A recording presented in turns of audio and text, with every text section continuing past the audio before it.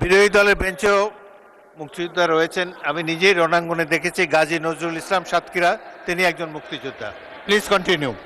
আজকে ট্রেজারি ব্রাঞ্চে, সরকারি দলের ব্রাঞ্চে আজকে আমাদের আনন্দের বিষয়, বহু মুক্তিযোদ্ধা আমাদের সামনে বসে, জয়নাল আবেদিন ফারুক, আমাদের মনিরুল হক চৌধুরী, আমাদের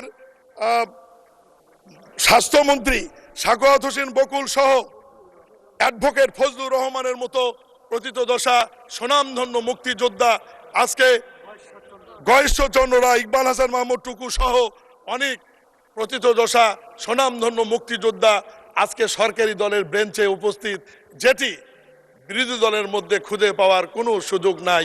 মাননীয় স্পিকার, মাননীয় সদস্য, এক মিনিট।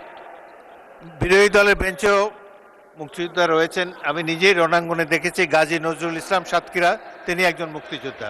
Please continue.